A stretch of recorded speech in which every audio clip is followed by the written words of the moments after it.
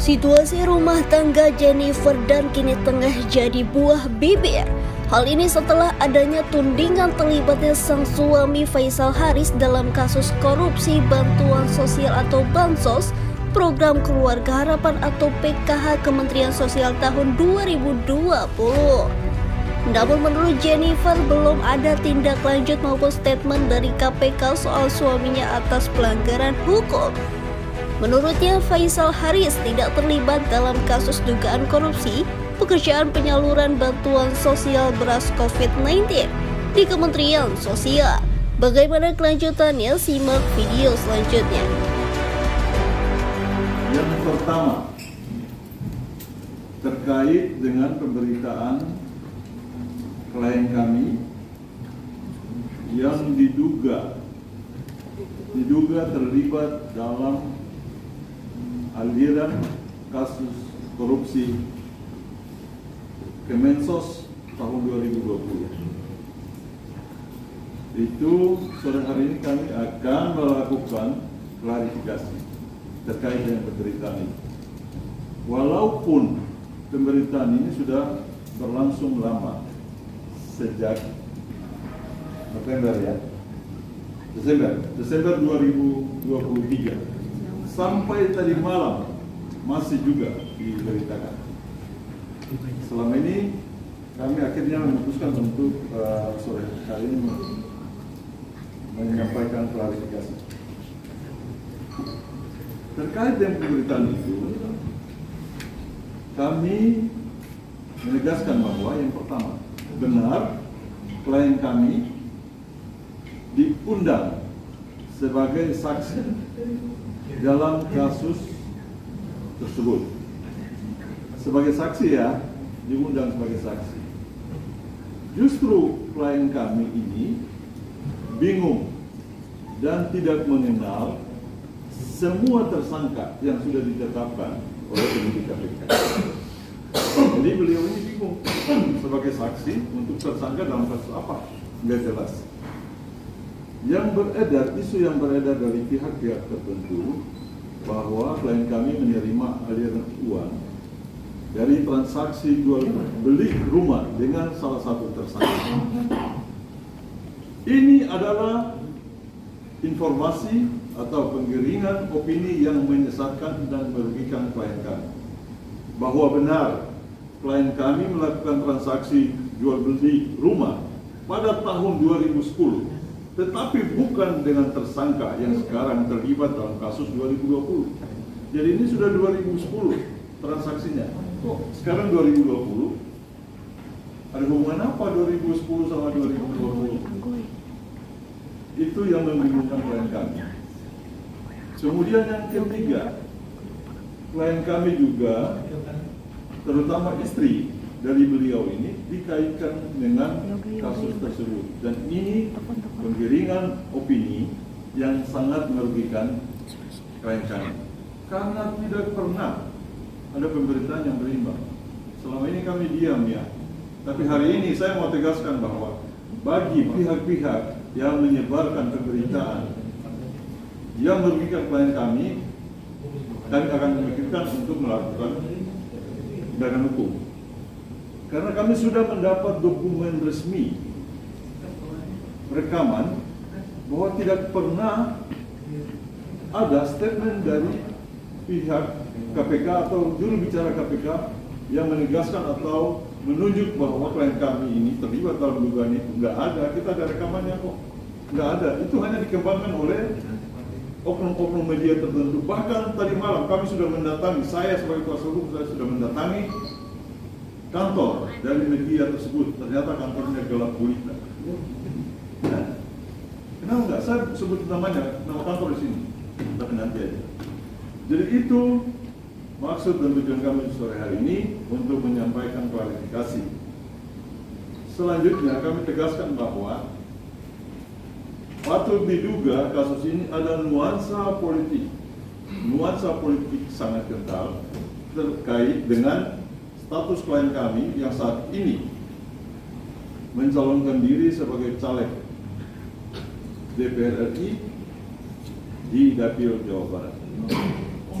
ini ada nuansa politiknya di sana. Karena klien kami tidak kenal dengan tersangka itu. Kok dikait-kaitkan 2000 pertama, yang kedua, kejadian 2010 dengan 2020, 9 tahun yang lalu nggak ada hubungan. Juga dipanggil saksi untuk apa? Untuk apa? Kejadian ini 2010. Terus sekarang transaksi ya, jual beli rumah ini 2010. Kejadian korupsinya, diduga korupsi Kemensos ini kan 2020. Terus hubungannya apa 2010 dan 2020? Jadi justru kan kami bingung, pertama bingung, kedua tidak mengenal tersangka. Loh, terus bagaimana ada delik atau tindak pidananya dilakukan? Nggak ada. Begitu. Yang berikut. Mas Haris mungkin bisa diceritakan berapa fakta yang terjadi seperti apa dan apa efek yang dirasakan ketika timbul masalah ini dalam rumah tangga kalian berdua dengan Jennifer? Oh ya, jadi begini. Ini karena sudah dikuasakan kepada saya nanti akan menyampaikan dan istri beliau yang akan menyampaikan efeknya itu. Karena beliau ini saat ini adalah caleg, jadi saya membatasi beliau untuk tidak boleh berbicara karena ini bukan ranahnya kampanye. Jelas ya? Kalau untuk perasaan itu silakan ke istrinya Pak Faisal. Ibu Jennifer, silakan. Terima kasih. Selamat sore teman-teman media. Terima kasih atas waktunya. Saya sebagai istri punya rasa kecewa besar pertama karena adanya berita yang sebenarnya berita itu tidak benar tapi diada-adain terus di blow up. Kalian kan nggak tahu kebenarannya sampai di mana. Kenapa terlalu dibesar-besarin banget? Suami saya nggak salah apa-apa, gitu loh. Dan kasih dia lagi nyalek ya, terus dapat berita korupsi bansos. Kebayang nggak? Itu image-nya jadi jelek nggak suami saya di dapil? Di depan semua orang ya, nggak cuma di dapil. Apa kata masyarakat yang menilai? Begitu. Jadi saya minta tolong di sini, tolonglah gitu. Bijaklah saat membaca berita atau mendengar berita. Cari tahulah dulu kebenarannya sampai di mana. Jangan main bikin berita di blow up. Faisal Haris, suami dari Jennifer dan tersandung kasus korupsi, terima aliran dana bansos. Kalau suami saya bersalah sekarang, suami saya nggak ada duduk di depan kalian. Ya, maaf saya agak menggebu karena sebagai seorang istri saya tahu betul sifat dan karakter dari suami saya.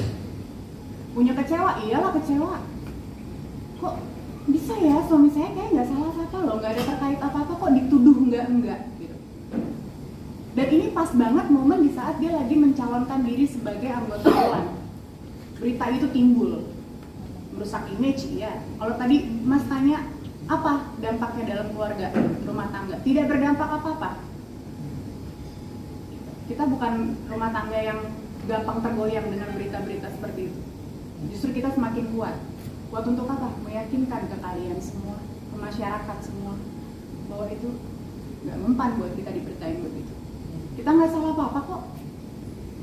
Benar yang dikatakan oleh kuasa hukum kami, Bang Peter ya Bang ya, bahwa ini ada unsur patut juga ada unsur politis. Iya. Nah itu lebih jelasnya nanti ke Bang Peter ya, karena itu bukan ranah saya nggak ngerti hukum, saya buta. Daripada saya tak salah membicarakannya di depan kalian, lebih baik nanti Bang Peter yang menjelaskan. Terima kasih. Dugaan itu muncul karena apa Bang? Abang bisa menyebutkan bahwa jadi unsur politik. Jadi dugaan yang pertama, klien kami ini melakukan transaksi jual beli rumah itu 2010. Pertama 2010, betul ya? 2010. Kasus ini terjadi 2020. Terus hubungan 2010 dengan 2020 ini apa? Aliran uang dari mana?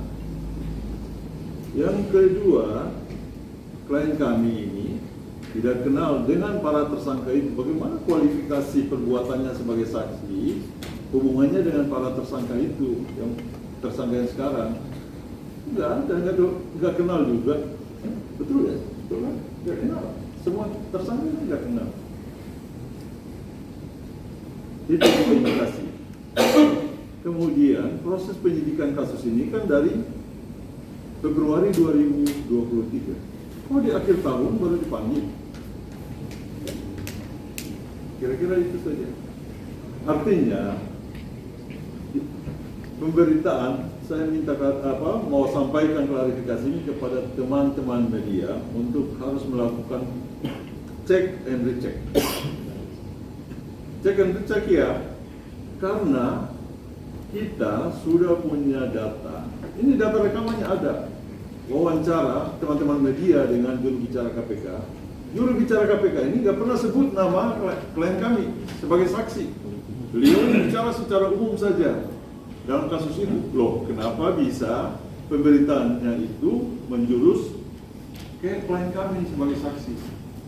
Kenapa nggak ada yang lain yang diberitakan?